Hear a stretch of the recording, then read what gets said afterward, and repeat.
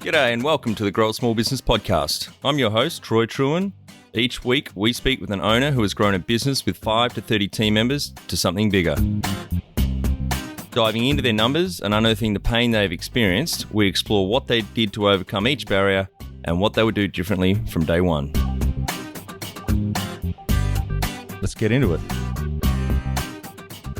Welcome, everyone. Today I'm interviewing Michelle Kvello from Lantern Partners based in Sydney, Australia. Thanks for your time today, Michelle. Oh, thanks for having me. Great to be here. Let's start with how we know each other. We both use the Matchmaker podcast platform. It's not a dating app. It's dating for podcast guests, I guess. Yeah. When I was talking to my marketing woman about it and saying I would just come across this platform and told her the name, she was like, a dating site. And I'm like, no. Yeah, I think it's a terrible name for a podcast guest matching site, but anyway, there you go. I think it's matchmaker.fm. Yeah. It works though. Hey, it does. Yep, we're here now. Mm-hmm. Tell our audience a bit about your business, what it does and how it makes money. Sure. So I run a virtual CFO advisory business. And so what that means is that we work with founder CEOs of startups and scale-ups to help them grow. And we do that by providing commercial and strategic finance advice, because usually these businesses, they're going at a rate of knots. They've got a bookkeeper, sometimes in-house, sometimes outsourced. They've got their tax accountant, but they don't have the business partnering layer. And so that's where we get involved. And so we work directly with the CEOs, help them talk to their board, help them with their expansion plans, and a lot of the time help them get ready for sale. Yep. Yeah, it's a great service. And until they grow up, the business grows up big enough that they can have their own full-time. Yeah, exactly. And that's what we always say to new clients is, if we're successful and we help you achieve the things that you want to do, you're not going to need us, because you're going to grow into a full-time CFO. And so that for us is a measure of success, us not being required anymore. Yeah. We've one of the distilleries I sit on the board of in Western Australia. We've just put a virtual CFO on just a month ago, and it's making a huge difference, getting a lot clearer in our budgeting and forecasting and cost control, and as you said, also expansion planning, because we've got some big plans over there. So that's helping with pulling stuff together for investors. Oh, I'm so happy to hear that. How did you start out? So I worked in on the corporate side of commercial finance for years. So worked in a variety of media, marketing, technology businesses. I'd originally trained with PwC back in the UK many moons ago. I was at PwC as well, Melbourne. Oh, were you? Oh, yeah. I was in the London office, and so long ago it was Coopers and Lybrand before they did the merger. I was there exactly halfway through my 3 years there when the merger happened. So I was there. There you go. 97 to 99, end of 99. Yeah.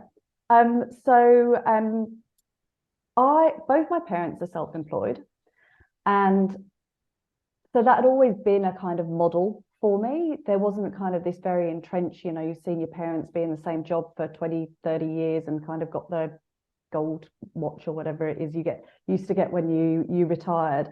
So I always knew that was something I wanted, but for a long time, I couldn't figure out how what I did lent itself to an independent career. But it got to the point in corporate where, I was working 60, 70-hour weeks. It was very intense, both because of the kind of finance I was doing and because of the industries I was in. I was on the buy side of finance. I was working for Yahoo 7 in the last corporate role that I had. And, we were going through quite an acquisitive stage, buying a number of businesses. And anyone that's gone through that process knows how intense it is. And, you're doing that on top of your day job as well. And I could see the path ahead. And I just didn't want to do that.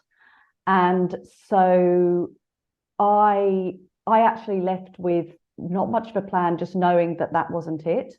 And as I started talking to other business owners and started kind of bringing my skill set together and what these businesses needed, I realized that there was this gap of commercial and strategic finance support that these really fast growing businesses, but still small by any definition, they needed that support if they were going to achieve what they wanted to achieve.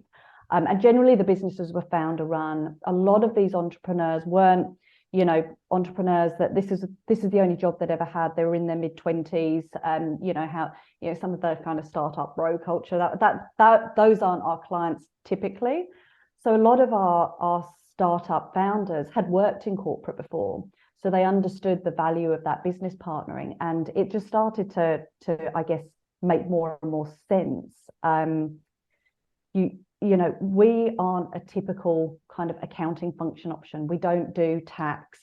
We do some transactional support, but we don't ever lead from there. We always lead with the CFO advisory. And so, yeah, it was just that light bulb moment of realizing that there was this clear gap and a real need. And yeah, when did I do that? Late 2011. So we've just clocked over 10 years last year, and you know, it's been great to actually have that proved out over those 10 years. So yeah, that's how it all started. Great. And how old were you in 2011 when you made the jump? I was 36. Yeah, so just going into my late 30s, which it's interesting actually. There seems to be more and more research popping up, and I think actually COVID has driven even more of this.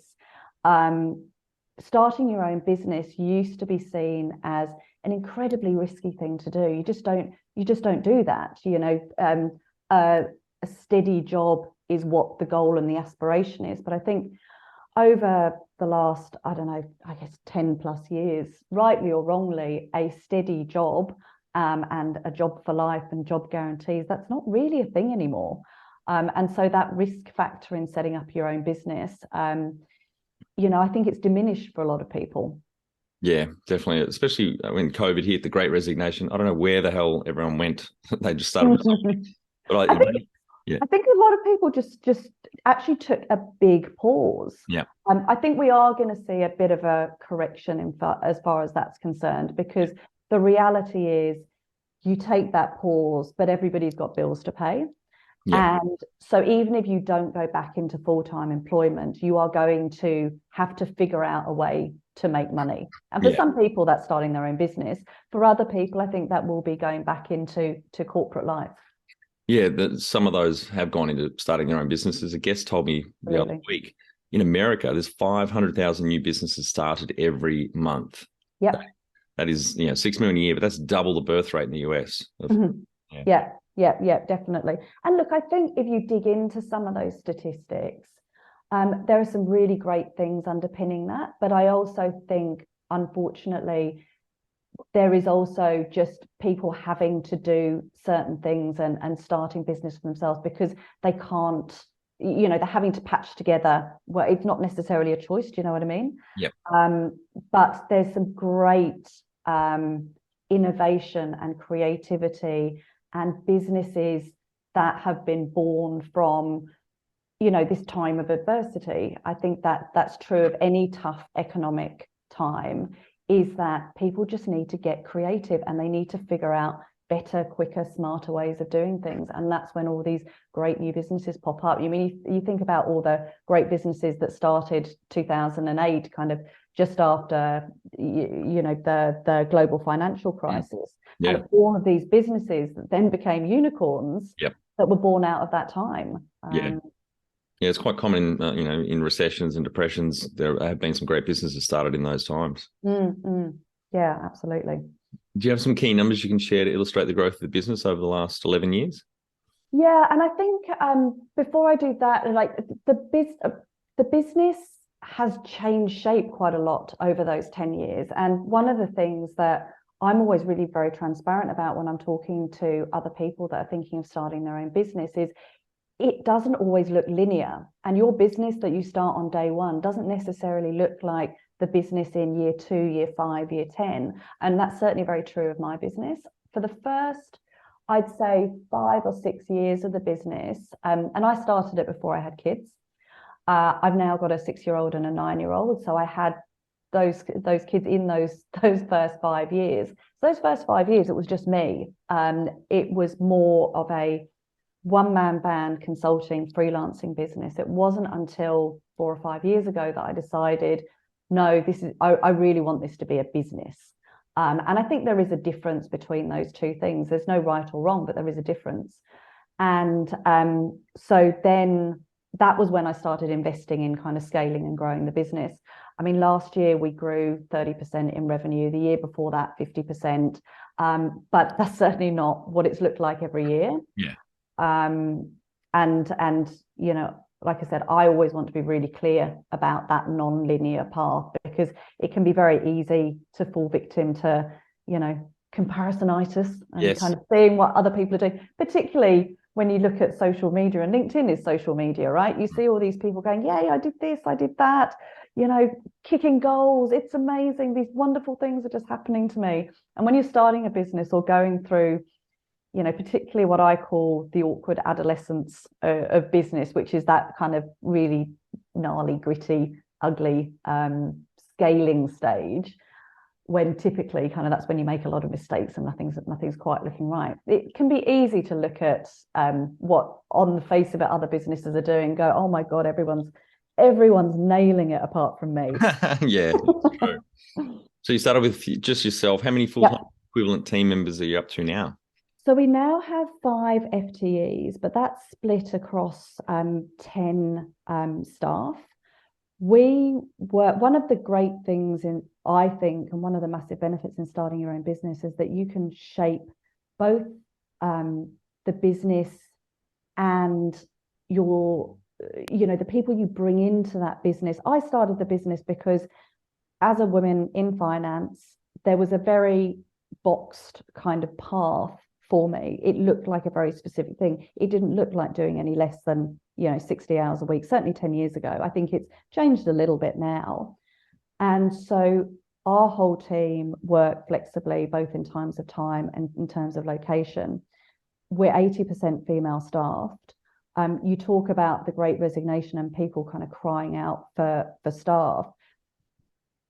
That's not a problem we've had in our business, because I can be so much more creative about the opportunities that I'm giving these amazingly talented, intelligent, ambitious women who just don't want to operate in the box that's been laid out in corporate life. And, you know, lucky me, corporate's losing all these incredible people, but I'm gaining them, which is fabulous.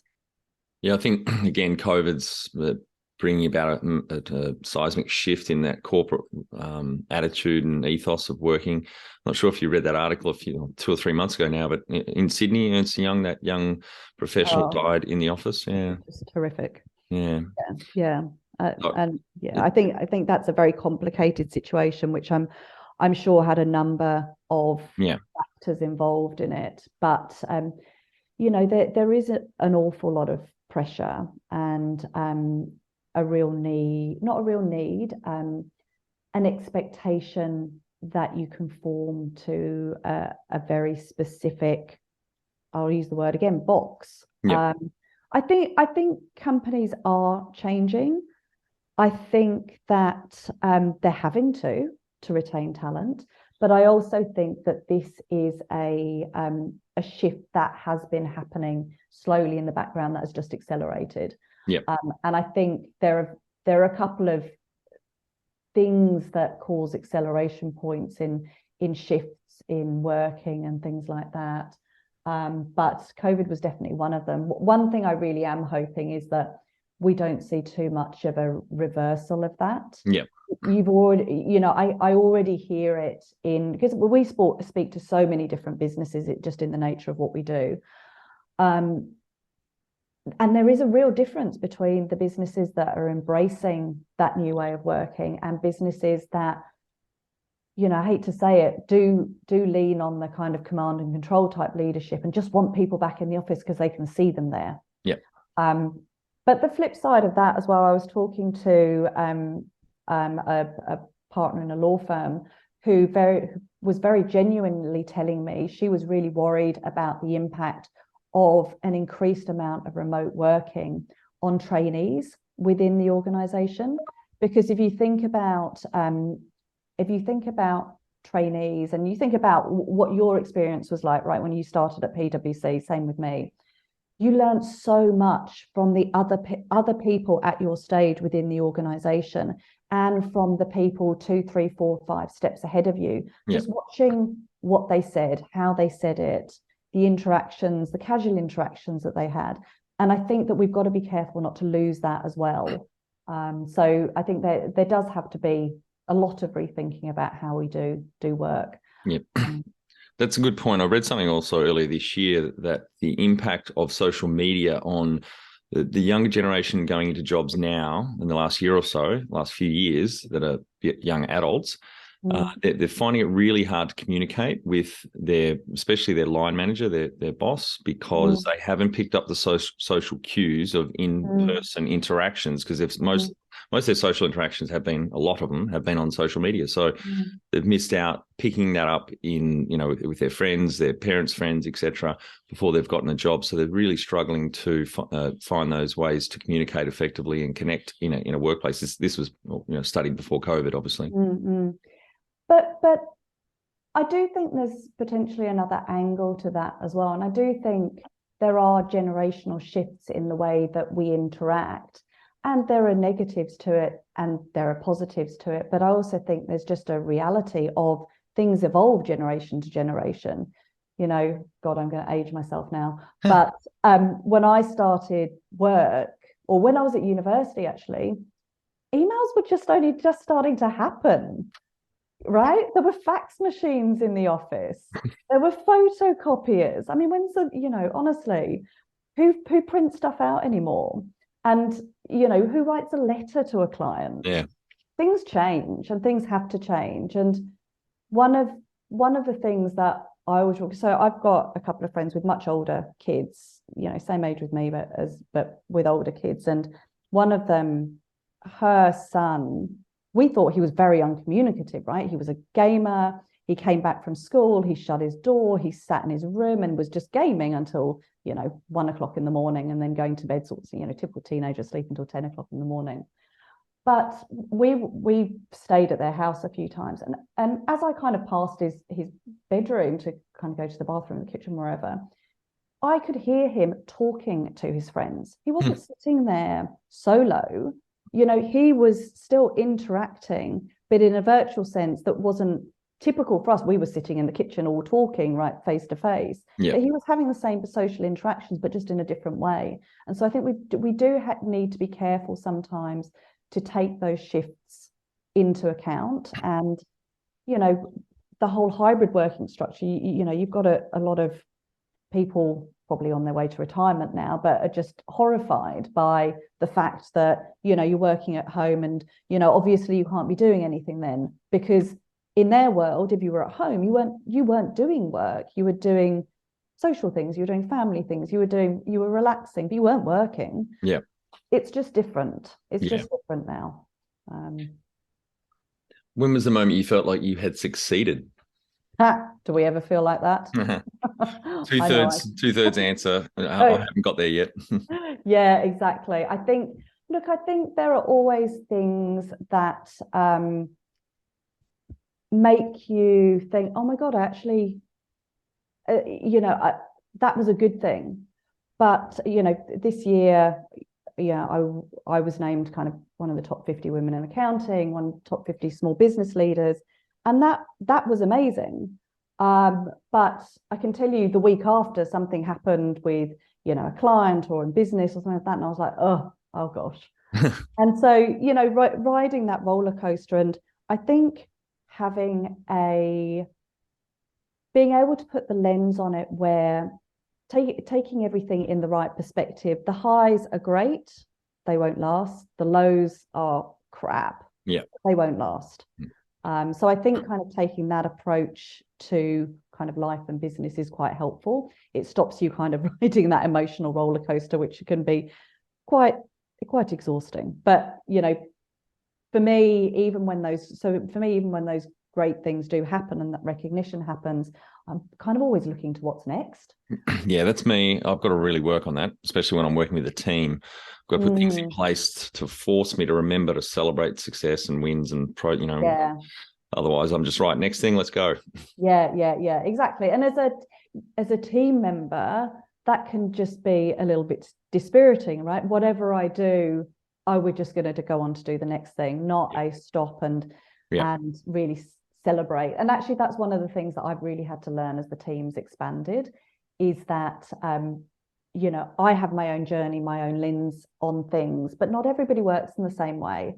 And now that we're able to meet in person, and now that the team has grown quite significantly over the last few years, having that, we now do quarterly in-person offsites where we'll all get together. We'll look at what we've achieved as a business, because the way that the business model works is that we don't work on a kind of team or pool basis with a client. It's one CFO works individually with one CEO or one company. And so if you think about kind of spokes of a wheel, we're sort of all spoking out from the center, but there's got to be that thing that draws us all back together and make us feel like a team. And interestingly, when I've been talking to new staff members or people to come on board as CFOs, one of the things that they really want is they want to feel part of a team. It is possible to do this independently. There are an awful lot of independent virtual CFOs, but it can be quite isolating. And so having that team environment where also you get to learn from each other, and not only from each other, but each other's clients, can make for a much more enriching job, career, work experience. Yeah, totally agree. What does success look like to you? And after having gone through we just plow on and we don't dwell on our successes. I think for me, success means being able to work with great clients on great projects with a great team, and why I started my own business, to have autonomy around those decisions, to not have to work with clients that don't share your values or don't work with you, and I get even more annoyed when they're kind of not working appropriately with my team, right? We don't have to work with everyone. Yep. And yes, of course they are clients, but they're also, we're partners in their business. So there has to be a mutual respect, and being able to run a business like that, for me, really feels like success. Yep. Number one thing you'd recommend to marketing a fast-growing business? Actually market it. I only really started investing in marketing probably just over a year ago. All of the work that we'd had prior to that was referrals, which is fantastic. And I think there's always going to be a large portion of our work that's referrals, whether it's first degree referrals or second or third degree referrals, because of the role that we're holding within the business. I think that it will always be that way, because there has to be a large amount of trust. Yes. However, after I've been working for 25 years now, that pool of network is pretty large, both here and internationally. And using the marketing to kind of keep yourself visible in client and potential clients' eyes, and also partners. We work with a lot of partners because of the nature of what we do and the stage of the clients that we're working with. They need things that we can't provide, but if we have trusted partners that we can also refer them on to, so actually building out those relationships. I spend an awful lot of time in building relationships. I'd say that's probably the key part of what I personally do from a marketing perspective.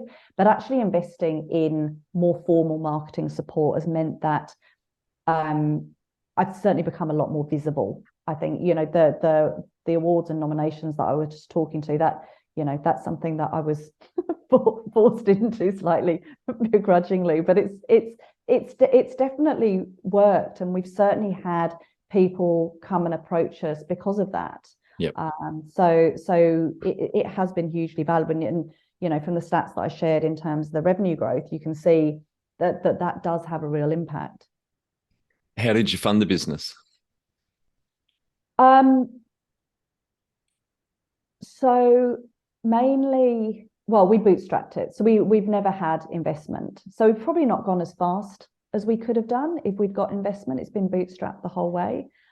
I kind of joke that when I left corporate, the one document I actually had prepared was a budget called "What's the Worst That Could Happen," and it had our savings and it had our monthly expenses, and it was just like, how long can you keep going until you've actually got to, you know, you've actually got to throw in the towel. And luckily, I got nowhere near the end of that runway, and but it was a really useful tool. But yeah, totally bootstrapped the whole way. If you were to start up today with plenty of funding, would you go into your industry? Yes, because honestly, I so believe in the industry and the value that we're providing to clients. It would mean that we could just go faster. We could get to that scale up, you know, so quickly. We could invest in systems and processes and people and marketing to just really run. But you know what? When I first started the business, I probably wasn't in the right place and didn't have the confidence to do that. You gave me that funding now, and actually that's setting off all sorts of light bulbs. That would be absolutely, I would be here. Yep. Can you outline the most stressful point in your small business growth journey so our audience can learn from it? I think that adding staff is always stressful for a business, for a growing business, particularly when you're in a service-based model and it's all about staff utilization rates and what I call kind of keeping them fed.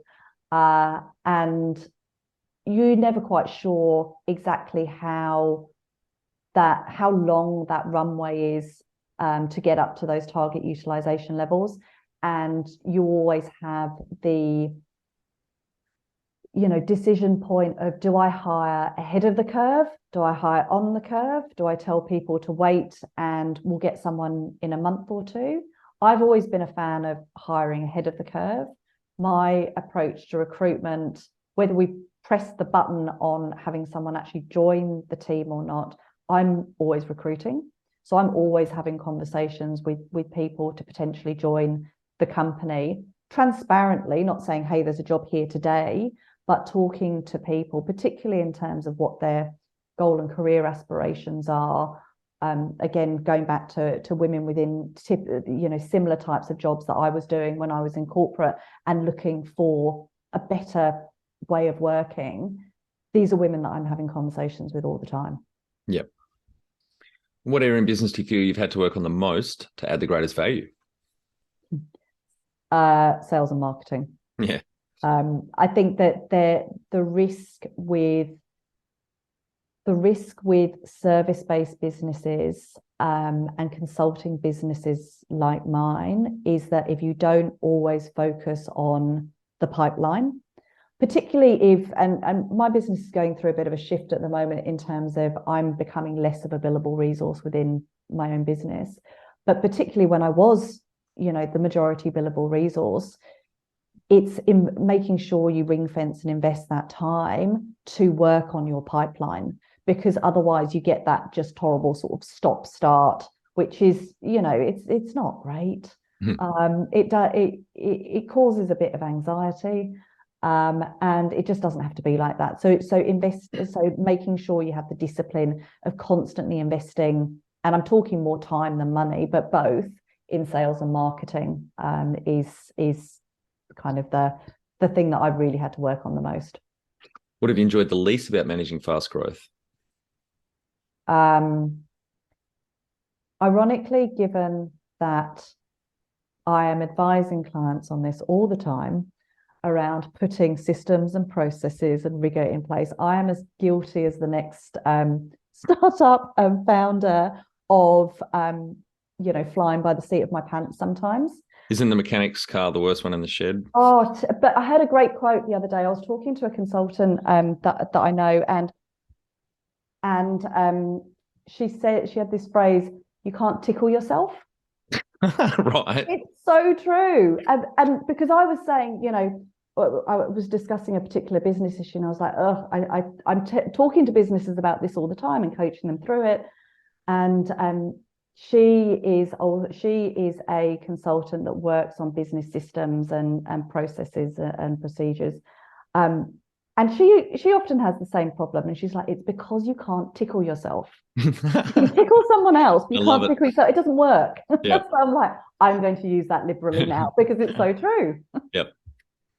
What do you love most about growing a small business? I still love the adrenaline of it. I still love the flexibility. I still love the creativity, all of those things. What's been the biggest mindset shift for you in your small business growth journey? I think the biggest mindset shift is that mindset from the in the business to the on the business, and to have some real discipline and rigor around that. That's been the main thing for me, to let go of the reins and put in the right people in the right roles and the right structures and the right processes. And that took a real mindset shift for me, because going back to what I love most about growing a small business, it is that adrenaline, the flexibility, the creativity, and that the juxtaposition between that and the grown-up business behaviors of the systems and the processes, and letting the reins go. That mindset shift has been really key. Yeah, it's tough. There's two businesses I'm working with at the moment, both around 4 or 5 FTE, two very different industries, but they're one went off the tools a year and a half ago, hasn't done any billable work. She just focuses on marketing and management now. Yeah. And the other one, one of the founders had pretty much removed themselves from billable 6 months ago, but they're just so flat out and busy, and shit goes wrong. He's now had to go jump back into billables. And so all the on the business stuff is being neglected, like marketing, which is, not marketing. They don't have a marketing problem. They've got too many leads. Yeah. But the more systematizing of the business. And the big one that he's neglecting, which is ironic, is recruitment. They need to get someone else in to be able to break this cycle. But yeah. And that's why I think no matter what business you're in, having support and having someone to hold you accountable is really, really important. And I don't care what business you're in. I think it's really important for any business owner to have that. Yeah, I agree. To challenge you, not just hold you to account, but also challenge your ego and remind you you've got to work on this stuff. Otherwise, nothing's going to change. And we all have blind spots, right? Yeah. And we all have things that, I talk to a lot of, part of what I do is coaching people to move from corporate into consulting careers. And one of the things that I tell them to watch out for is you have to you are going from being really good at the one thing you do, maybe two things you do, to actually having to do or be responsible for. You can outsource some of it. You have to be responsible for all of the hats in your business. That is now your job. Yeah. And that's a real shift. The number one habit you think a small business owner needs to develop and maintain? Discipline, I think. Discipline and at the same time being able to maintain that adaptability, and having those two things kind of work together. And I think in terms of discipline, if you were to think about it in terms of an action, is really making sure you identify the key metrics within your business, the things that make a difference in your business, and to make sure you're relentlessly focused on them. It can be so easy to get distracted. But in every business, there are some key things that make a difference. And so you need to know, what they are. And then once you identify what they are, work out how you measure them. And that sometimes takes putting systems in place. and just keep monitoring them. And as your business changes, sometimes those metrics need to change as well. But actually having those discipline around looking at the metrics is really important. Be the change you want to see in your business. Become more productive and less stressed with our free Transform Your Performance online course. Once you see the benefits, put your entire team through the course at no cost. We start out by telling you the secret to guaranteed success, then over 100 lessons help you be more focused, present, productive, and feel more in control about work. growasmallbusiness.com. Can you talk to how you've added people to the team, some wins, mistakes, and advice for those listening? Look, the first couple of hires I made were basically to clone myself. So other CFOs to pass the billable work onto. That bit was relatively easy. I knew exactly what the job was. I knew exactly what that person should possess in terms of experience, but also interpersonal skills, all of those kind of qualities. Those are the really easy hires. The tricky hires is when I'm trying to find someone to do a job that isn't my skill set. And so those are the roles and responsibilities I've had to take a lot more care in terms of, designing the job spec, making sure it is the right person. An example that I quite often advise on for businesses is they went to hire their first finance person and they describe this unicorn that's going to do everything from advising the board and consulting with the board to doing payroll and accounts payable and paying transactions. And you have to take them through that doesn't actually exist in one person. No. I am as guilty of that when I've been looking at other roles within my own business, because I don't have as good an understanding of what that role entails and the skills and experience that come within that field and discipline. So that's where I go and ask advice. And I go and ask people in that field. I ask people that have hired for that role before, is what I'm asking reasonable? Does this skill set exist within the market? How should I be approaching it? And so the one thing that I think has served me very well in business is that I have always been very, very happy to ask for help and say, I just don't know. I don't know this thing. That's really helped me.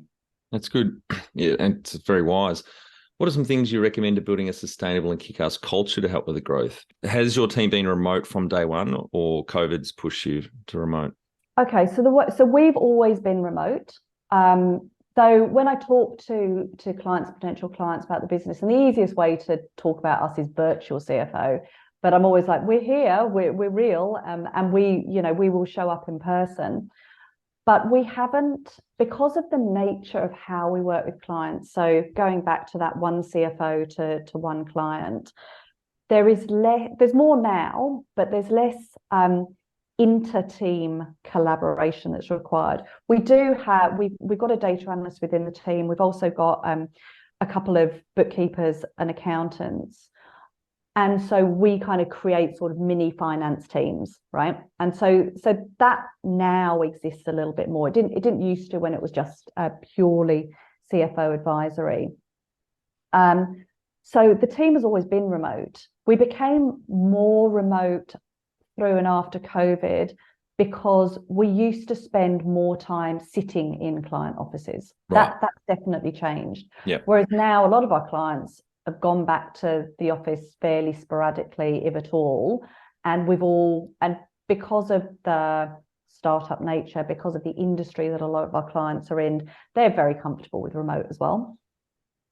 But I think for us, what we've had to change as the team has grown is to put more discipline and consciousness around culture and around learning from each other, meeting with each other. I've always had weekly catch-ups with every single team member. At a certain point, that isn't going to be sustainable, but I think it's a really valuable use of my time. They also have side meetings within their virtual teams, but once a quarter, we show up in person. We have a few hours together working on the business. So talking about sharing client issues, sharing new clients, what's happening within the broader business. But then also what we've been doing is kind of getting a guest speaker in to help us work either on something within our team dynamics or client dynamics, or kind of just general learning. We also use Slack, which is really helpful for, this really doesn't need to be an email. But I also know that because everybody works flexibly in terms of time, it might not be convenient for you right now. So I'll just send you a quick Slack and you can pick it up when you next look at Slack.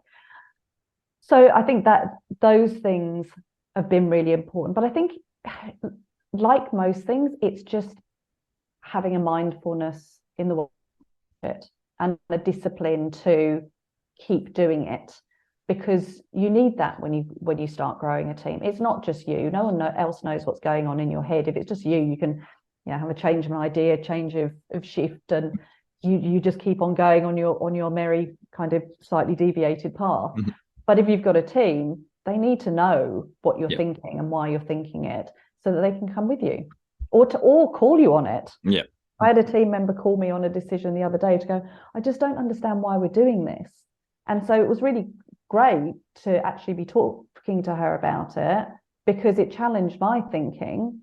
I still came to the same conclusion, but I had to go through the thinking again. And also she was clearer about why we were doing this. Yeah. Tell our audience how you've handled balance. Okay, I'm not awesome at this. I'm a bit late to the self-care balance party.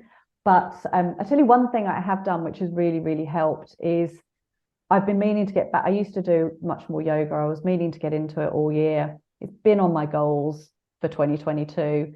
And as of, I think, 3 weeks ago, I finally did it. Mm-hmm. So now I start my week on a Monday morning with an hour's yoga in this beautiful studio that overlooks the beach. And it is just a really, really good way to start the week. And I'm like with most things, kicking myself, I didn't do it months ago. Yeah. But it's really important. And for me, again, around that whole theme of mindfulness, one of the things that I've had to be really conscious of this year is that I need to make sure I'm managing my energy right, so that I can look after my team, I can look after my clients, I can look after the business. And yeah, like I said, late to the party, but I am actually realizing how important that is now. Yeah, great. Yeah, it's a good investment, looking after your health, physical and mental as well, having breaks, not working too much. Certainly been out of balance many times in my 23 years. I know. I don't know any business owner that's nailed this. Yes. Because the passion you feel for the business and what you want for your business can overtake some of the healthy habits that you should have. But it's good to keep pulling yourself back to it for sure. How much professional development have you invested in yourself? Obviously, on the accounting side, you've got to keep up with things. But I guess professional development in other areas of business? Yeah, so I probably do it more informally than formally. But having said that, now that we're back in real life environments, conferences are a thing again. So I've started going to a few more of those to increase, to build on my professional development. COVID was actually great for there being a lot of online resources that popped up. And so I actually invested quite a lot, despite we were actually very, very busy through COVID, because we were helping our clients through some, very changeable times. So for us, it was really busy, but there was also a great opportunity to actually invest in professional development, also making sure that the team is able to take advantage of that as well. I spend a lot of time on LinkedIn learning from content from other people in the startup and scale up space. As I said, I spend a lot of time investing in relationships, and you always learn from those people. And so that's been really helpful for me as well. Have you had mentors or coaches along the way? Look, I've had a fair few, not informal mentor, formal but unpaid mentoring that I've had through my career. And what I've usually done is sort them out at times in my career when I was going through a shift. So So whether it was taking on a bigger team or taking on a much more senior role, I sought out mentors during those periods. Also, when I started my business, I had a couple of amazing mentors that I was working with. One more on the, I'll call it softer skill side, but I actually hate that word because they're so essential. Yeah. And then one more on the, this is actually what I did to grow a business, which I found really, really helpful. I've only worked with a paid coach once, and that's more recently, and I've been working with her for 18 months now, and she's amazing. Her name's Lorraine Murphy, and she does full-time coaching and mentoring, primarily of female entrepreneurs. But what was really important for me when I was looking for a coach, and particularly when I was going to invest real money in as well as time, is that I wanted someone who had actually built a business. Yeah. So she ran a marketing agency for years and grew it very successfully, lots of awards and accolades, and then sold it to kind of change to this other business. But it was really important to me that she knew what it was like. Yeah. And I think that's also something, we bring to our clients, because I've been at the coalface of, I know how this feels, and I know how gritty and difficult this bit is, but trust me, I've been through it. This is still the right thing to do, or these are the things that you should take into consideration to get through this phase. Do you have a board of directors or advisors? No, not a formal one. I have what I lightheartedly refer to as my brains trust. Yep. Which is some amazing other female business owners and just amazing women in business who all have kind of different experiences and different lenses that they have on situations that are different from mine. But anytime I have a curly situation, they're the ones I seek out. And so, yes, we have the normal friend conversations, but we also have kind of those gritty, gnarly kind of business conversations, like what the hell do I do now? Yep.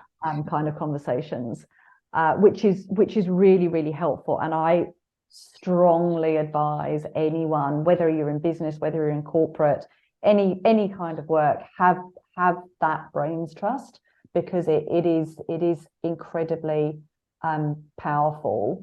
And also, I think a lot of people are sometimes scared of seeking out advice because they think, oh my God, I'm the only person going through this. No one else is going through this. I'm just not doing it well enough. All of those kind of things bubble up. And I think the thing that you find is that when you kind of just cast a bit of light on it and you talk to other people, I don't think I've ever shared one situation that someone else hasn't gone through. Yeah. Right, Michelle, we're on to our final 5 questions. What do you think is the hardest thing in growing a small business? Letting go of the reins. So as the business scales, you've got to have the right processes in order to let go of the reins. Don't just let them go. But actually letting go and trusting the process. Favorite business book which has helped you the most? I read one. I read one earlier in the year, which actually kind of really changed my approach to work. It was called The Mindful High Performer, and it's by someone called Chelsea Pottinger, and it was really impactful for me in terms of all of those frameworks that you need to put around yourself and your business to grow a healthy business. Any great podcasts or online learning tools you use for your own professional development? So I've been listening to this really great podcast called The Next Billion Seconds by Mark Pesce. So he's a futurist. He was involved in the very early stages of the internet development. He's a really engaging speaker, and the kind of topics he talks on. One I actually heard him talk on in real life around the future of work. It's so engaging and so powerful. So definitely listen to it. The Next Billion Seconds. I'm going to look that one up. It sounds intriguing. Really good. One tool you'd recommend to grow a small business? Look, there are so many tools out there, and I always hate recommending one tool because I think the danger is people focus on the tool. you got to focus on the process and then find the tool to fit the process. So that would be my response to that one. Finally, my favorite question: what would you tell yourself on day one of starting out 11 years ago? I would say trust yourself, and I would say you can still go faster. Great. Spoken like a typical entrepreneur.